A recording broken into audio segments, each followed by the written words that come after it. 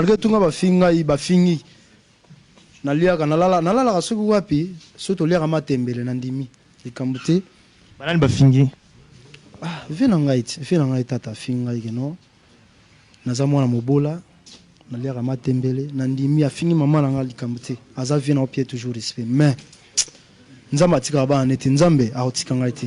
Pourquoi fingi yoka mais na respect on songa na pesaka ye yango yo mais likambuti bana kin ba ebi soki ngai fere na leka un jour na finga tata na TV ndenge lo bayo mangaka wapi bana kin ba ebi wapi lelo nga na fingi tata pas fini a signé contrat azuba mise kirikiri alnga asala disque po manzama ona kibusanga na fingi lelo likambuti mais na souhaité bonne chance à vient na biso azana mouvement tolongoli était mais tozo c'est la kaka aya confirmer ce que soka longwe ye kaka pour la famille la pe ba mbote biso bana ba bola famille na opia sombote bana